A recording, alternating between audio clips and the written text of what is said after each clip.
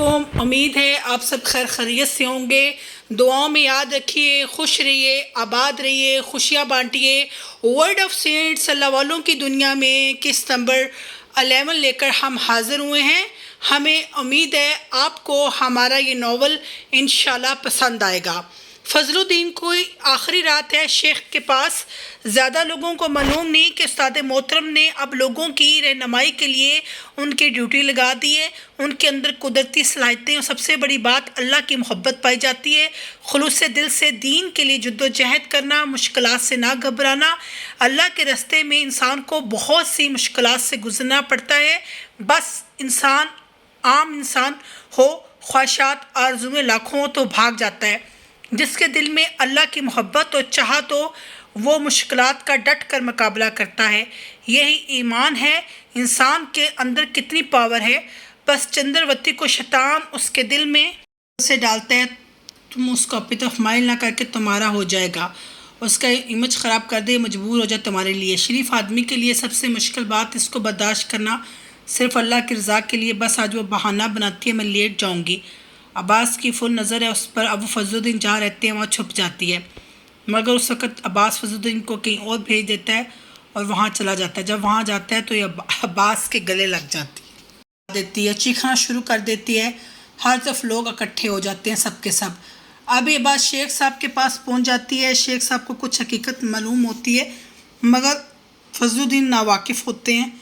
जब वो काम से फ़ारग होकर आते हैं तो लोगों का हजूम लगा होता है। चंद्रवती रो रही होती है, बोलती है इसने मेरे कपड़े फाड़ दिए, मेरी इज़्ज़त को ख़राब करने की कोशिश की।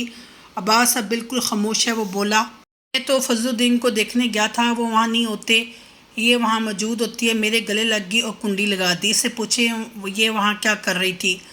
वो बोली, मैं सफाई कर रही थी। जबकि शेख बोले, तुम्हें किसने कहा था कि गैर महरम के कमरे में जाओ। और वहाँ कुछ लोग मुनाफिक भी थे, फजलुद्दीन को नापसंद भी करते थे। मगर आज फजलुद्दीन ने अब्बास को देखा जो फजलुद्दीन के लिए खड़ा हो गया।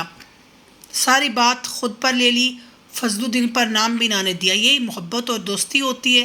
कभी भी अपने दोस्त पर आँच ना आने दो। सारा इल्ज़ाम उसने अपने सर ले लिया। मगर वहाँ कुछ लोग मुनाफिक भी थे, फजलुद्दीन को नापसंद भी करते थे। मगर आज फजलुद्दीन ने अब्बास को देखा जो फजलुद्दीन के लिए खड़ा हो गया। सारी बात ख़ुद पर ले ली, फजलुद्दीन पर नाम भी ना आने दिया। यही मोहब्बत और दोस्ती होती है। कभी भी अपनी मोहब्बत पर बात ना आने दो।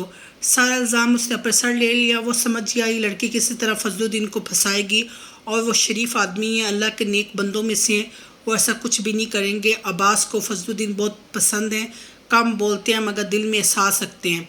फजलुद्दीन के लिए शिद्दत से उनकी कुर्बानियाँ, मेहनत, मशक्क़तें, लोगों की नाइंसाफ़ियाँ, इल्ज़ामात सब अपनी आँखों से देखते हैं, सोचते हैं सब के लिए, इनके लिए बुरा सोचते हैं।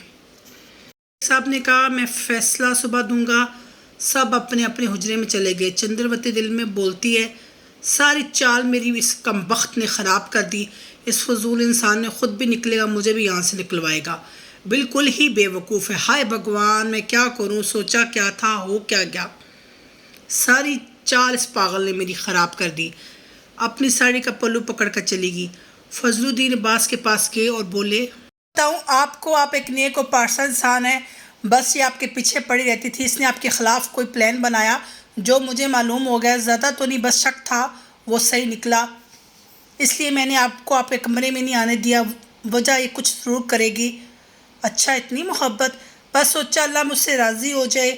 अगर शेख साहब ने तुम्हें यहाँ से निकाल दिया तो कहाँ जाओगे। कोई नहीं, अल्लाह की ज़मीन है, कहीं ना कहीं चला जाऊँगा। वो हैरान हो गए उसकी बात सुनकर। बाहर आसमान पर चाँद तारे साफ शफाफ, अपनी अपनी चमक। बस ये समा बहुत हसीन होता है के गले लग गए। सुबह फ़ैसला सुनाया गया। 70% लोग अब्बास के ख़िलाफ़ हो गए। पहले तो खैर उन्हें कोई दुश्मनी नहीं थी, मगर अब फजलुद्दीन की वजह से उन्होंने वोट ना दिए इसको। चंद्रवती को 50 मिले, मगर फ़ैसला ये सुनाया, इन दोनों को यहाँ से निकाल दिया जाएगा। अब ये यहाँ नहीं रहेंगे। अब्बास के मुकद्दर में अल्लाह ने कुछ और लिखा होता है। उसकी नीयत साफ़, उसने अल्लाह की रज़ा के लिए जो भी किया हो, अल्लाह की रज़ा के लिए किया। चंद्रवती फंस गई, दिल में बोली, अब उस गंदे घर में जाना पड़ेगा दोबारा से। यहाँ कितनी मौजें थी, लंगर खुला था। बस दिल में सोचती है, फजलुद्दीन नहीं मेरे हाथ आया।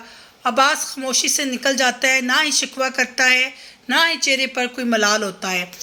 دعاؤں میں یاد رکھیے، نیک اس کے ساتھ حاضر ہوں گے۔ رابیل کے چینل کو سبسکرائب کرنا مت بھولیے۔ اللہ حافظ۔